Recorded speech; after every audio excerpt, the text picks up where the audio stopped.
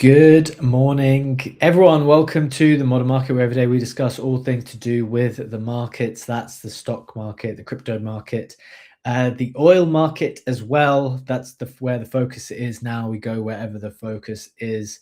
And so, loaded up for discussion today, we've got Bitcoin holding, we've got stocks moving higher, and oil moving a little bit lower, although maybe edging up in the latest couple of hours as well. US SEC and CFTC officially clarifies the application of federal securities laws, saying that these crypto assets are not securities. That is helpful, albeit maybe 5 years too late. But it's good news. Good news for the industry. Claude Cowork in AI news announces new dispatch feature, one persistent conversation with Claude running on a computer, which you can message from your phone. Is this the death of OpenClaw? We'll discuss that on today's show as well. So getting into crypto, oil, some regulatory stuff, and the AI side of things to make sure you're on top of all the things that you need to know. In the last 24 hours, we've also got the latest on general market thoughts as usual. So stay tuned for that. I'm with Brad and Legendary in the co-host seats today. We're ready to get into it. Just to remind friends before we do, nothing that we say here is financial advice. The market is very, very risky. We do not know anything for sure, so please do proceed with caution and exercise your own judgment at all times. With that out of the way, it's Wednesday. It's the 18th of March. Brad, how are you doing today? I thought sometimes I only go to you when you're ready, and I can tell. Sometimes I'm just gonna come to you, man. I'm gonna come to you first. I was deep in bullet point generation. Good. We're great over here. I went out to a nice dinner last night because it's my neighbor's birthday, or was my neighbor's birthday. That was lovely. And then, this is my first full week back from vacation. So back on the grind internally with the team. We're trying to suss out a lot of things for the coming few weeks, months. There may be some travel in the books, which is exciting, but a lot of fun. Just getting the wheels greased again. Sounds fun. Sounds fun. Good to be getting back into it. Legendary, what's going on your side? How are things looking? GM Jim, doing quite well. There's something in particular that I'm interested in exploring today. It's not necessarily something new. It's not new at all, but I just had it on my timeline again and got reminded that it is a GitHub I wanted to look at and play around with, and it is Mirafish. And I don't know, Brett, if you have seen that. It's actually get another article up from our good friends at Blockmates that explains that in English instead of Chinese. So basically, it is a alternative prediction model, which is not working in this probabilistic way of trying to do statistics and computing the math of this or that happening. But what it has become is a multi-agent simulation that can support up to 1 million agents that are being launched in a swarm. And you have a question, you have something you want to explore, and basically this thing is going to run a full-blown simulation. For example, in this picture which I'm showing on screen, how will people on Reddit react? What will people on X do? How will the news spread? And you can basically use that for answering or building a prediction simulation for anything that you wanted to have a look at. I don't know, you could try to analyze some geopolitical stuff with it, but you could also do something very marketing driven and be like, I'm launching a new Google Ads campaign. These are my users, like simulate how the first 10,000 people looking at that will react to that. It's very, very interesting because it is running simulations with agent swarms for that. The caveat here is it is compatible with all open AI LLMs, but obviously if you want to do that with 1 million agents, you're gonna burn an incredible amount of tokens doing that. So run smaller simulations as well. You can simulate with 1,000 agents, but it is not the cheapest thing to do if you want to run large scale simulations, but it's super, super interesting. You know what this makes me think? So like, this is another instance of people recruiting others, because like this is such an exciting moment for a lot of people that everyone's willing to contribute inference to other people's initiatives.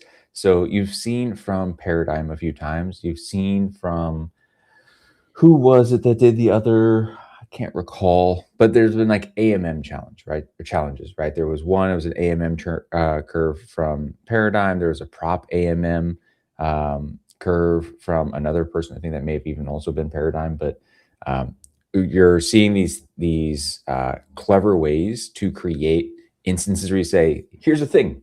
And then everyone is willing who has local agents or LLM setups and will contribute to that to solve a problem because they think it's like a new way to do the thing. I think this will continue to be like the future, and it'll be people that come up with these novel ways to engage everyone else's inference instead of like a single entity having to run everything and do everything by themselves. It's just like a new way to incite this collectivist harnessing of all of this power that we have, because you're right, like it is incredibly distributed and no single entity could do this very well. I don't know, just like something that I'm noticing a trend of this type of thing coming up, and it's something I want to think on. Yeah, I see where you're going with that. I think there could be something like a coordination layer for that might be even running on a blockchain that helps to coordinate and channel that compute which is not being used. Like I'm not using my cloud subscriptions as I'm sleeping, and if someone would need that and I could channel that there, it's probably going to be against the TOS if it's done in that way, which I'm thinking about right now. But I don't know, like think about my DM stuff. I'm not using my Venice API compute every day. I have compute that's just sitting there and that I would happily give away at I don't know, a premium, sell it, export to, even at a discount. Like, buy compute from me instead from Open Router, because I'm not using it and I'm happy to give you a 20% discount on that unused resources. Sell it, baby. Interesting.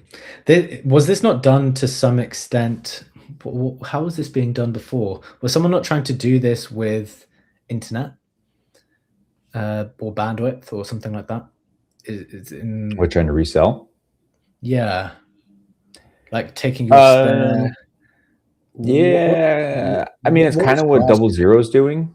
Yeah. 00 or Grass, or in that arena. Yeah, Grass was another one. Grass is the one that was sitting in your mobile browser and you could install it and you could use your use some compute for that. And then 00 is the bandwidth that it's kind of doing. But it's not reselling it. It's just utilizing unutilized stuff.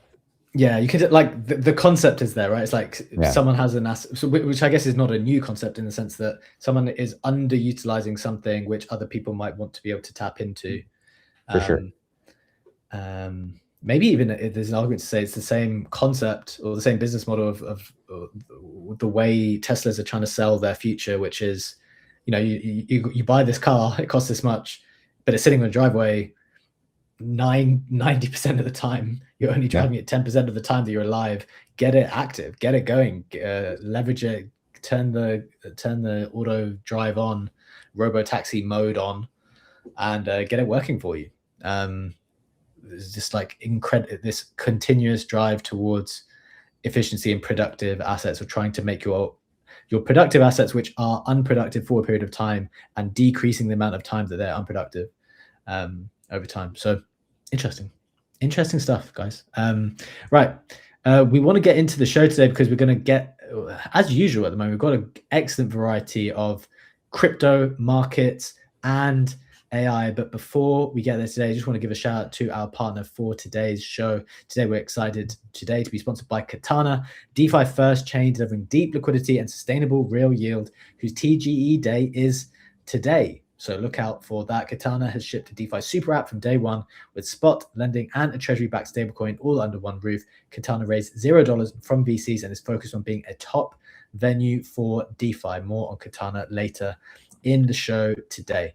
So let's get into it to get you up to speed with the rest of the market news. Starting with the price action, as always, we're going to Bitcoin first, which is flat, just under 74K. We've got ETH flat at around 2.3K. We've got XRP flat at $1.50. BNB is flat at $672. Sol is flat at $9.93. HyperLiquid is up 1% to $41.50.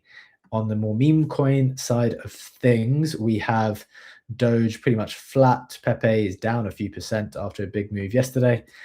We have Pengu, just refreshing to make sure we've got the freshest price. We have Pengu flat as well. SPX is more or less flat. Fartcoin is up 3%. Tibber on virtuals is up 13%. That's one of the big movers. So generally flat-ish after a big move up. I think the more speculative side of things, waiting for the majors to decide which way they want to go here. Getting into the headlines themselves, we will be talking in detail today about Bitcoin holding 74K, stocks moving higher, oil moving lower. US SEC and CFTC officially clarifies application of federal securities laws to crypto assets. They have been decided to be crypto commodities, not securities. And then Brett will take us through Claude Cowork and their new functionality. We'll be discussing if it indeed does mean that the OpenClaw experiment, or the necessity to learn all of this OpenClaw stuff, is dead, if the company Anthropic, via this new feature, has killed it. We'll discuss that in a little bit. In other news, US counterterrorism official Joseph Kent resigns in protest against the Iran war. I think the internet found that to be a very big deal yesterday, although the administration and various other important people came out, if they were on the other side of the argument and are pro this war, to vehemently criticize the individual for their decision and their history. Mastercard announces BVNK acquisition for $1.8 billion to expand end-to-end support of digital currencies. We're seeing the stablecoin narrative continue to win, and companies operating in that arena continue to be seen as very, very valuable. Vietnam seeks to prevent trading on foreign crypto exchanges whilst it launches its first licensed exchange this month. I saw that and thought that what a great idea. Stop letting your country trade on other exchanges. You take a cut of that if you can build a quality product. People want crypto, people want stable coins.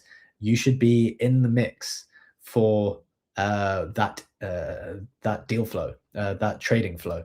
Argentina court orders Polymarket block, and an Arizona court files against Kalshi. So more some legal troubles for the prediction markets. Katana TG is live today. Tokens will start to circulate from 11 a.m. UTC.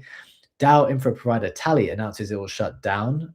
Lots of shutdown taking place at the moment as the market has turned against some of these companies, or they've run out of runway. World Network announces agent kit human layer for agentic automation. On the stock tokenized equity side, this was a big announcement as well. Liminal announces stock trading is now live with 250 plus equities in partnership with Denari Global.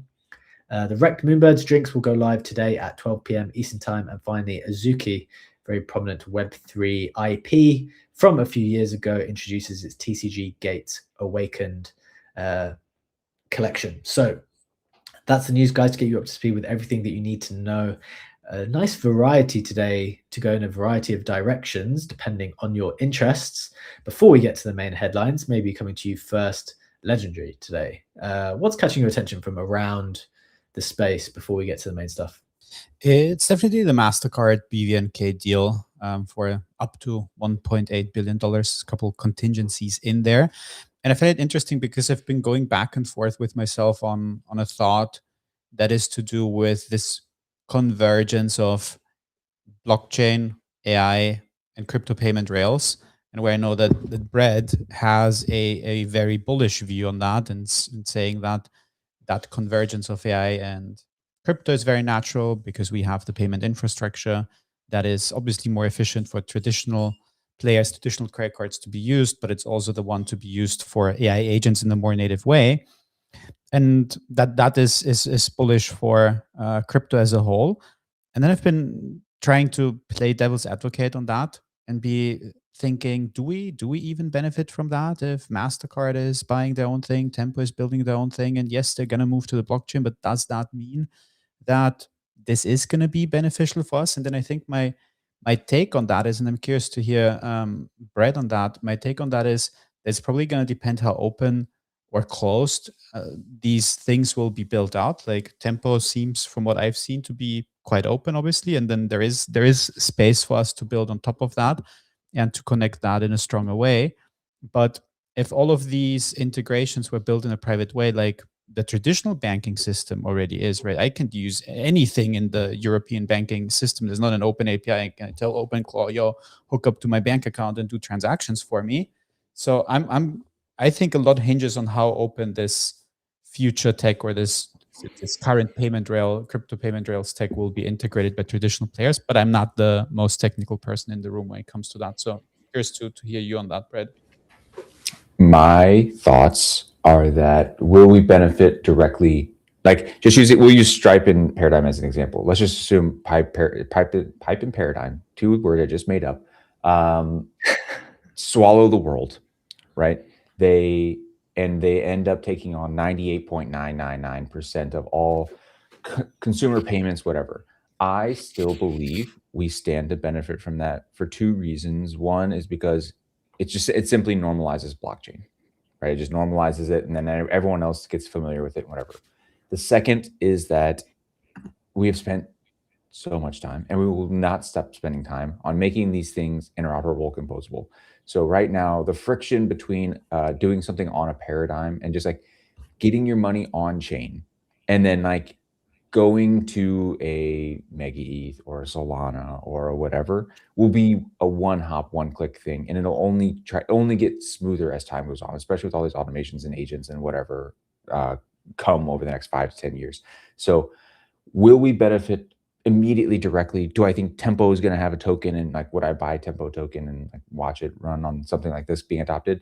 I would, but I don't think we'll have a Tempo token. I think the best way we're going to benefit is just simply adoption, normalization, and being in the proximity of value like this, and then rising because of that. Because if you think about, if even one of these things captures what that we're talking about here, which is global commerce at a scale that we're like is far beyond what our industry is doing right now, you know, rising tide raises all boats, right? That's what it'll be. Same thing that with Bitcoin, right? Bitcoin went off to go crush 100K, and because of that, everything else, you know, in sectors, you know, went up. Like there was fervor, there was speculation. Some people had that, they run their money elsewhere. It's stuff we always talk about. So I do think we'll stand to benefit from it. I don't know that it'll be a direct thing. Two things for your reaction, Brad, because I think when we first discussed this, maybe you were not on the show because you were away. One pushback or question, and then a separate idea for you because I want your opinion. The first is, you mentioned, say Stripe's blockchain, biggest payment rails provider in the world. We're calling them Pipe now. Pipe's blockchain are the most prominent. That normalizes blockchain. My initial thought on that is, I don't think anyone in the world will end up knowing that it's blockchain. I know it's going to be running on stables. They're going to be making a ton of money off it. But so I'm not as certain there that the concept of it being on a blockchain gets normalized, because I don't think normal people will be cognizant of that. However, as we go into this agent conversation, I do think this is a huge unlock in some way. And I was just curious for your idea on, do you think that crypto, in a way, and all of the ways that we've interacted for it, the reason why it's so hard, the reason why the UX is so bad, is because it's ultimately not for humans. It's for agents to operate on behalf of us. And we're only just getting to the point now where we're going to be able to use crypto to its full potential, because agents should be running the button clicking and the actual transacting, and it shouldn't be us going into these wallets and pressing these buttons. Take those two ideas in whatever way you want. Curious for your thoughts. Yes. So yes, broadly on that second point of it was built for machines. Yes, it's a machine communication layer for machines. It's going to work out way better than it is for us. It's just not, it's hard to retrofit that into our flows and making it an easy thing. Storing your private keys, going through all the flows, signing things, inspecting hex, and like, bro, it's a fucking nightmare. And we're getting scammed continuously for obvious reasons. It's just not made for us. But a lot of this stuff is easily detectable. I think reading Etherscan will be like reading hieroglyphics back in. yeah, maybe. But like, so that was to address your second point, and to address your first point is the normalization. The normalization just becomes from the utilization of it for businesses and whatever. And if Stripe can tackle the onboarding of capital into a blockchain setting, like get that onto a blockchain to where the TVL that is out there is going, tens of trillions of dollars, like we're speculating, right? People are saying $10 to $15 trillion in stablecoins. That number is going to be hit only if a Stripe obfuscates everything, and you just, I have a Stripe account. It's on a Tempo blockchain. Now it's one hop away from going over and getting a shitter on, what other blockchain, right? Like that, like it's all downstream of that, because the friction point right now, the major friction point is onboarding, right? Like some places allow you to do some credit card shit, some let you like direct deposits, but bro, it's a fucking nightmare if I have to send my stuff to Coinbase and then wait for a delay, try to pick a blockchain I want to send my thing to, then buy a shitter, and then like, man, if some of the greatest front end service providers of the world get involved in this stuff and are trying to funnel people onto the blockchain so that they have funds so they can do whatever and they can settle and save money, it benefits us, because then it gets rid of the first thing that's a pain in the ass. Okay, I like the thinking. Next question, which I think we'll stay on this for one more second, is, okay, everyone in the audience, I suspect, is starting to, if they don't already, noticing that this agents, the way that agents can interact with the blockchain as part of global commerce is going to become increasingly important. As investors / speculators, where do we think some of that value accrues? We always talk about value accrual, trying to figure out where it goes. We noted yesterday, or maybe the day before, just in general, the last few days, that Circle has already doubled in the last maybe month or so, something insane. Literal 2x from around $50 past, I think it went up to 120 now. So Circle, pure stablecoin play. I don't know if people are necessarily looking into the core mechanics of the business. I suspect they're going to start, they're not going to make as much money if we go into a rate cutting environment, although I'm not sure that we will now. But that's one place. Maybe we're too late to that. I don't know if people put those two things together very easily because of the criticisms of the business potentially. But are there other places you guys are looking for this exposure? How are you thinking about it at the moment? Brett, if you have an idea, then Ledge. You know, nothing, like I'm trying to reverse engineer. It's just like a question of how do things monetize, right? Like if we start at the lowest level of blockchains monetize from velocity. Traditionally, most blockchains monetize by velocity, right? That's going to increase with agents to a point, but I still think all chains largely are overvalued if we're just purely going to go on that number.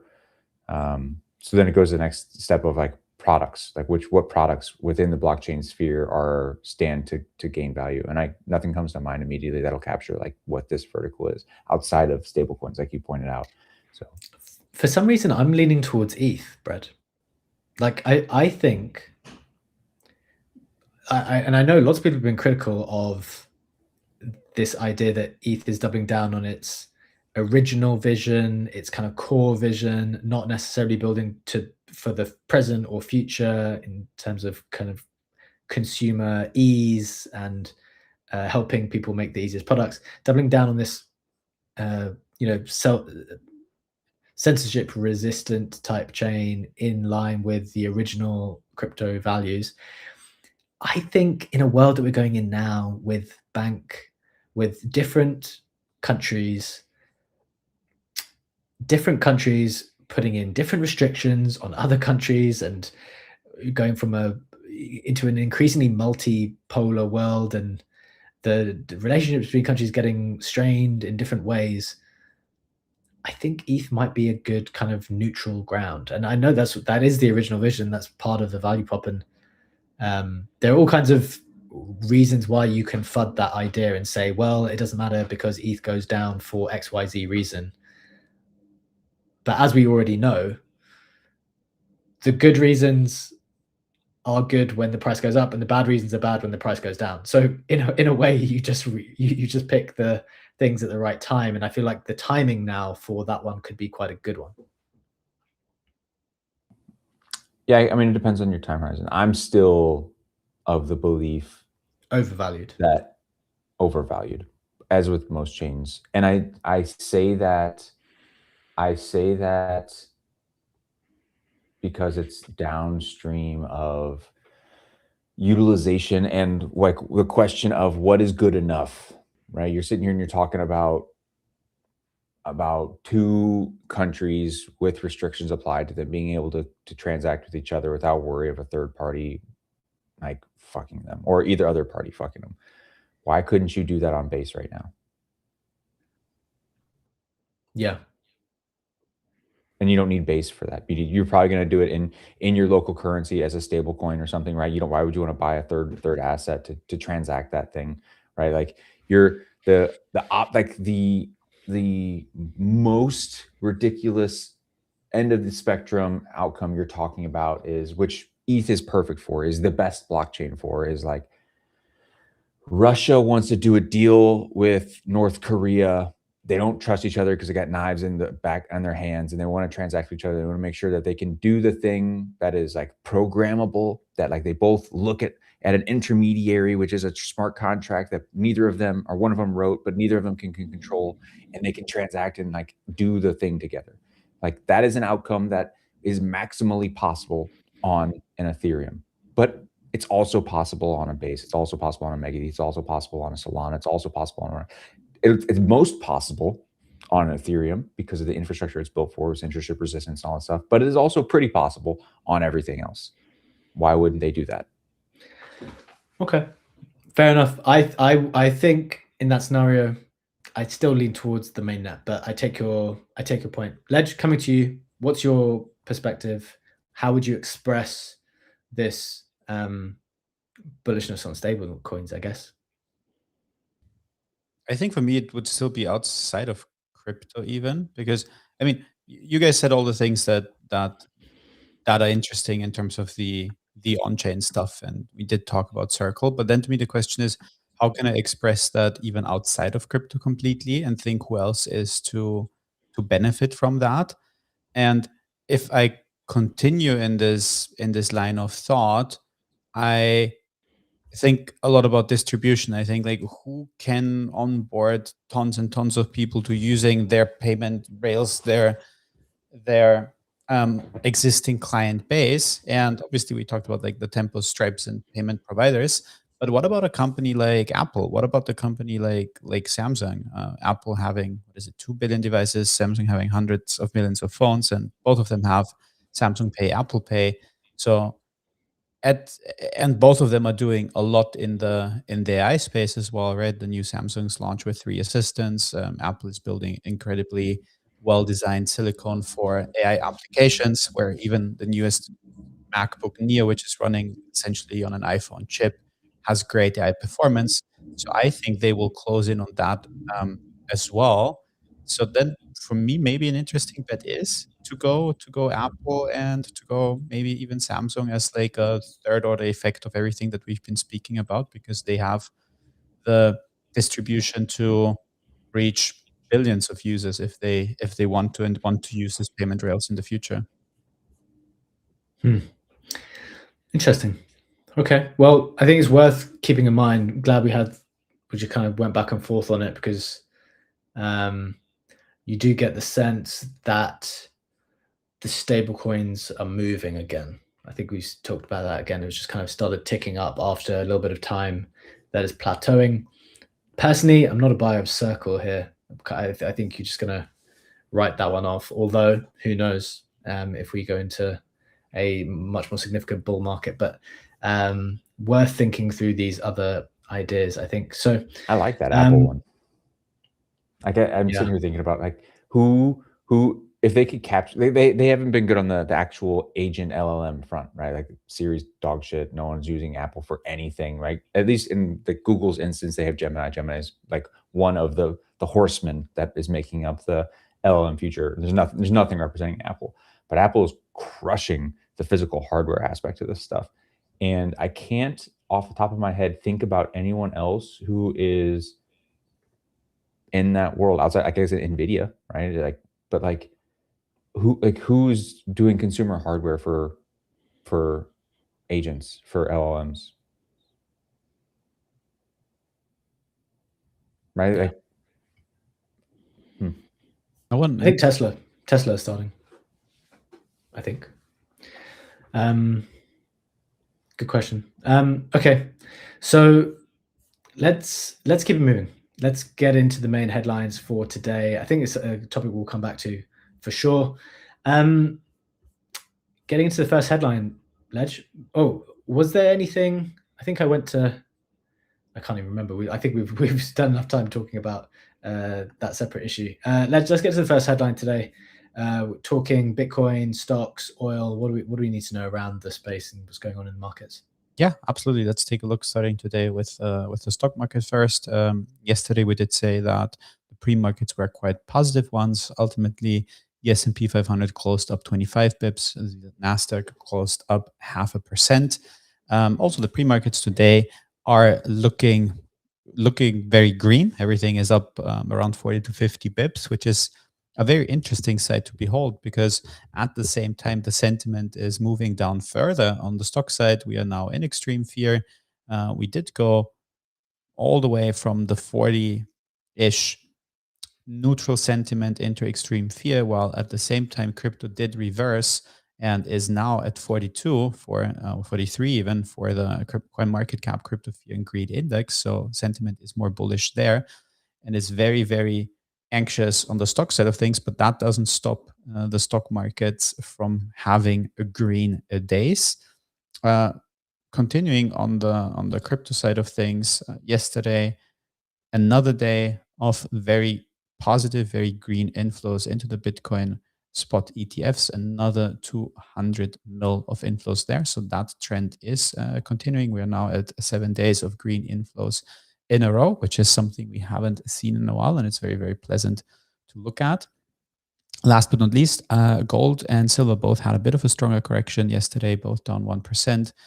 And for gold, that means that it did slide under that mark of $5,000, as it is currently trading at $4,950. Okay. So what's the view? I mean, I'm doing these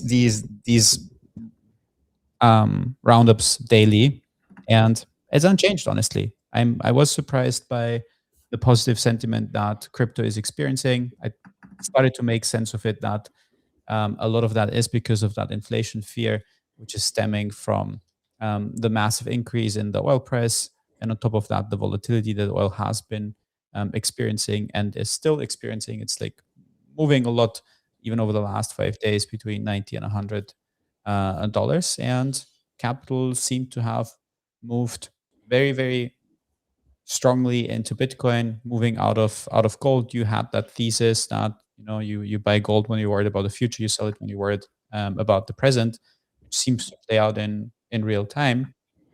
So I'm still not trading this volatility. I'm still holding my gold because it's a long-term hold. The only additional thought that I had there is, if we are seeing more short-term volatility, do I want to LP that and maybe benefit off that a bit, but still having a long-term hold? But my portfolio thesis, my stock buying, nothing of that is changing at the moment because I'm not a short-term trader. Yeah. Okay. Well, I think so. Thank you for the takes. I'm looking at oil here, and from the general monitoring of the situation, which we are doing across the board when it comes to the Middle East, if I had to summarize where we were or where we are, I would say it's difficult to see the off-ramp at the moment. I read an interesting article from, I'm just going to try and make sure I reference them properly. It's A.B. Campbell on Twitter, and they just wrote an article called, what's the name of it? Here we go. Don't take the bait. It was just, and then again, we're just trying to explore the different ideas that are being shared about the conflict in general. This particular piece, if I had to summarize it, it was kind of a pro-America spin on the conflict, how the US might be able to find a type of victory. I think in general, maybe the perspective shared was that it was warning against the idea of ground troops. I think that is something which maybe, well, this specific article was arguing against. Arguing actually, an argument that I had not heard is that actually all they need to do is win the Navy, be in charge of the sea. in the end, even if the straits remain open only for countries that are not America and Israel, then it still needs to be open for other tankers. And the argument here is that, well, if America has the strongest navy, it can wait outside and seize Iranian tankers wherever they are in the world, but also outside, take that oil, sell it in the markets, and just kind of play the game outside of the Strait itself until they open it for everyone. That would obviously be humongously problematic for the Iranian regime, who rely on themselves still getting paid from the oil. But I guess it's also problematic for the people to whom the oil is going, because they're relying on it as well. I don't know precisely if that would be the right play or not. This was just one argument that I've read, which I had not been familiar with before. All things put together, I think the general perspective was no immediate off-ramps, and this would be something that comes down the line, not just now. So I don't know if that's the right framework, but that's something I was thinking about. If that is the case, or that is the framework that we're assuming, that would then mean that this ongoing protection of the Strait and keeping the upper hand against the Iranian Navy is very intense in terms of resources, on top of all the ammunition, all the Patriot rockets, everything else it has with missiles that have been used, which then would mean that they would need to keep that increase in defense spending for a longer period of time, or even increase further, which then again, shouldn't that make us more bullish on the defense industry? We assume that this is a framework how things could play out. I guess so. I think that's probably a reasonable way to look at it. I think the bullish case for defense industries in general is not only what's going on right now, because in fact, whatever happens now doesn't actually mean that countries will feel safe. Even if they say tomorrow that this is over, every country around the world, and Europe has been talking about this maybe more so than anyone else, and I'm sure other people have been talking about it too, is that we cannot rely on other people as much as we thought we could, and therefore we're going to need to start to take more responsibility for ourselves across the board. And so I think there's going to have to be a big increase on defense across the board, irrespective of the outcome of this, to be honest. And interestingly on that, maybe a final point is that Trump did post that on Truth Social just actually 20 minutes ago, saying, I wonder what would happen if we, quote unquote, finished off what's left of the Iranian terror state and let the countries that use it, by it he means the Strait, we don't be responsible for the so-called Strait. That would get some of our non-responsive allies in gear. So it's kind of exactly basically building on that framework, saying that they probably would not want to stay there and keep that role of defending and protecting the Strait in the mid to long term. That I don't know. I have not given enough thought to that.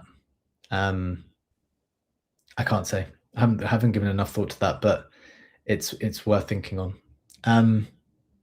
Okay, so I mean, I would just reiterate from an investment perspective, we always analyze these things with one eye on the market, right? I articulated a few weeks ago, or I can't remember exactly when, time's kind of been standing still a little bit, that if you wanted to express, I guess I articulated two things: the expression of conflict, maybe you wanted to be in gold, and HyperLiquid, because those are two ways to want to try to express a bet that conflict will continue. And conflict brings, a move into gold as people get scared, and conflict brings volatility, which is certainly increasingly taking place on HyperLiquid. It looks like the HyperLiquid side of that is the one that's winning the most at the moment, as it moves up to $41. And this concept of, okay, well, if you're scared about the present, then you have to move out of gold. Whereas if you're scared about the future, you move into gold, because by the time you're scared of the present, you're actually getting a bit desperate and you need to get rid of it. So I think that is what's happening a little bit on the gold side. And I think HyperLiquid is 100% benefiting from overall volatility. And if you don't want to have to trade the underlying asset that might go up or down 5, 6, 7% per day and try to guess which direction, you can just bet on HyperLiquid capturing that attention and volume. So that thesis seems to have played out quite nicely. And I'm wondering if it can. And the main reason why I think Hype might still be good here is because I'm thinking one step ahead now. HIP3 is on everyone's minds. That's what's capturing people's attention. However, I think HIP4, I think they're calling it outcome markets, their version of prediction markets. If they do well on that as well, this is going to have to go up 50% immediately, I think. If they can do anything like what is happening, and like, this is me like not running the numbers and just going on sentiment. Like if people start feeling that HIP4 is also going to be a huge unlock, as or either as much as or in some way as significant as HIP3, I feel like psychologically people are just going to have to re-rate this again. I mean, I think people think this is undervalued anyway now based on what's happening, but it's going to have to re-rate again. And so I've just got one eye on HIP4, to be honest, as everyone starts to get very excited about HIP3. Ledge, any final reflection here before we move into the next headline? No, let's keep it moving because I want to make sure we have enough time for the next headline and the dispatch feature, which is obviously the one I'm most excited about today. Indeed. Okay, so second headline today is the big news that the SEC and CFTC unveiled new crypto guidance declaring most digital assets are not securities. SEC Chair Atkins said this, that we're not the Securities and Everything Commission anymore.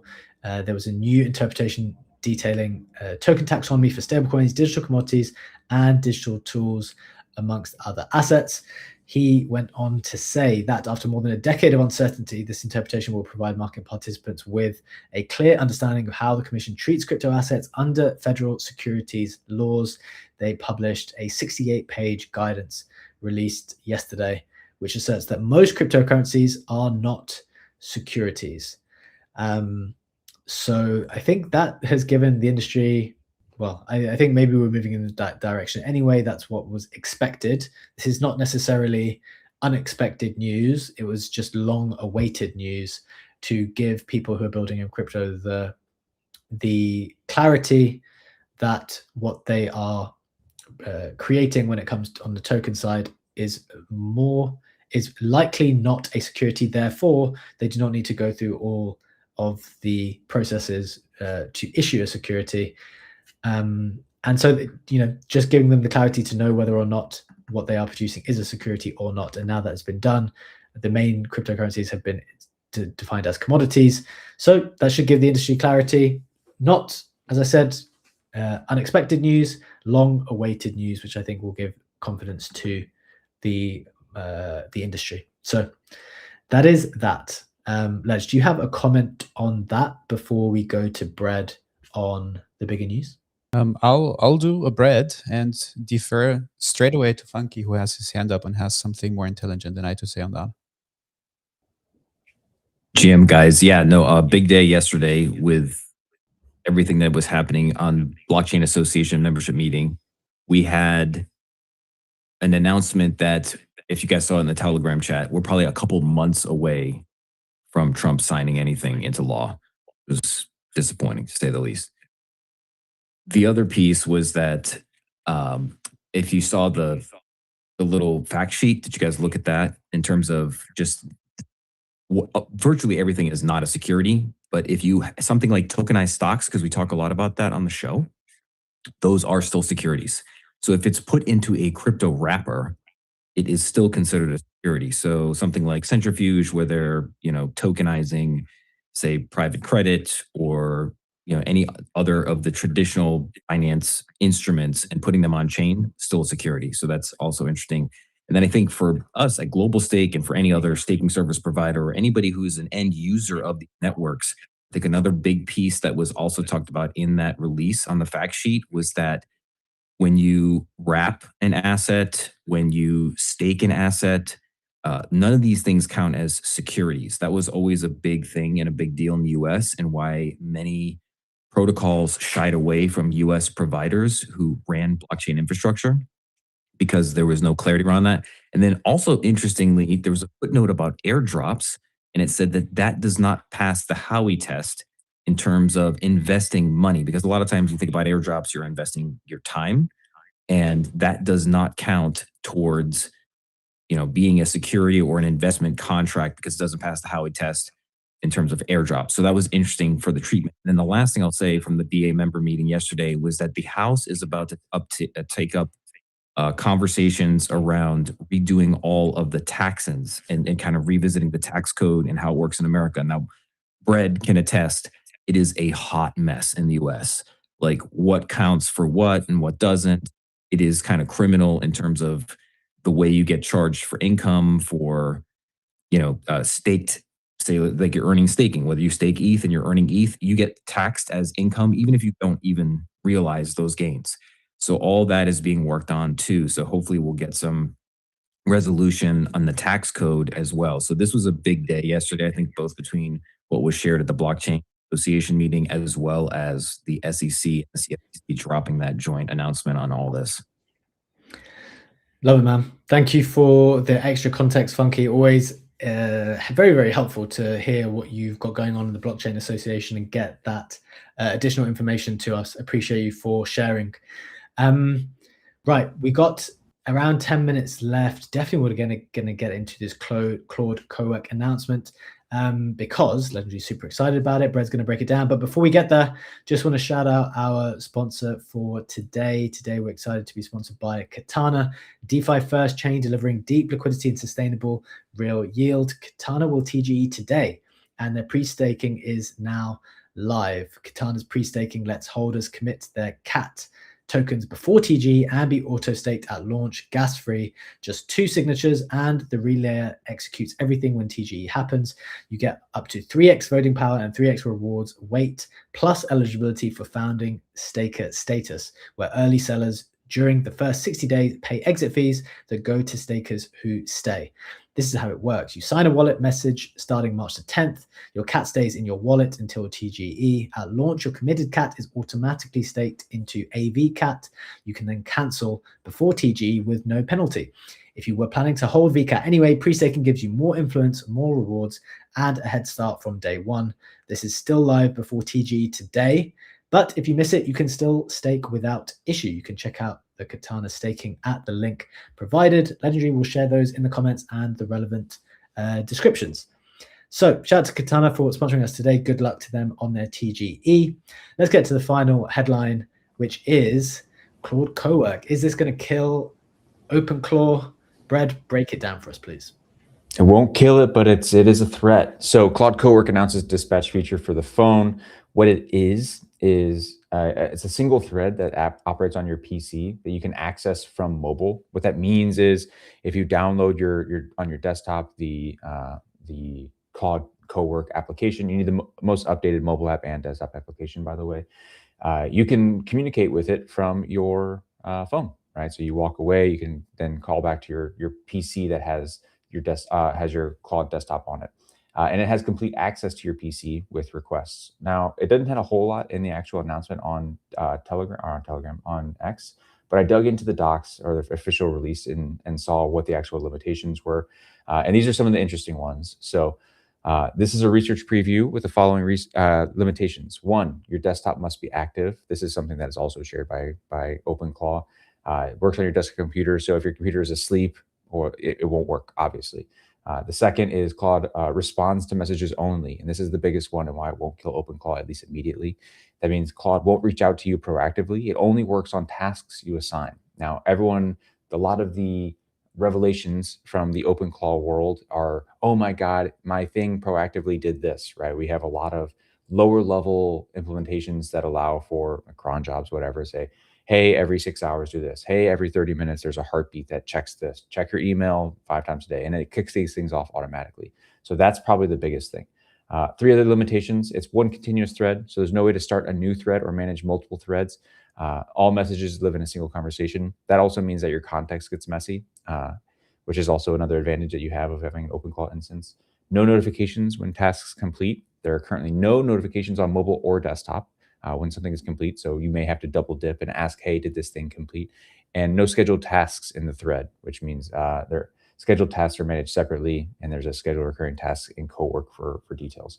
So maybe that is a little bit that they can tie into that. But we've talked about this in the past where OpenClaw, yes, feels like something that everyone was jumping on, was early, was something that it would be useful. And the bull case for us was that it would be a compounding thing, right? Over time, we're building up things, and a lot of the underlying infrastructure that we had put in place, all the time, the energy, the min-maxing our setups is something that would persist over time. And as these LLMs improved, it would just improve alongside with it. This is definitely a threat to that because we said, hey, it would be productized at some point. This is the first step of that productization. And undoubtedly, all of the things I cited saying are still alive in OpenClaw will come to this, right? They will allow for automation. They will allow for multi-threading. They will allow for all that stuff in time. And they iterate quickly, right? This OpenClaw dropped, it feels like a lifetime ago, but it's probably been, what, a month, 2 months, if we're actually being honest. So it hasn't killed it. It's a very strong offering. It is very clean because Claude has a very good setup. It obviously is Claude specific, so you can't have an OpenClaw instance firing out to OpenRouter and 97 other LLMs or a local LLM, which is getting positive reception. But that's it. It's a strong offering, not a killer. Would love to hear what Legendary has to think about it. Very good summary. I did set it up this morning already. So the way I set it up is this. I have my phone, I have my MacBook, I have my Mac Studio, and I wanted to set it up specifically on the Mac Studio because this is where my OpenClaw instance lives already, and this is running headless. It's running all the time. It's never sleeping. And my thinking here is that the limitations are quite strong. So having one single thread to work within is to me the biggest limitations, because as Brett said, context is going to get messy. You can't really use it for the more complex things.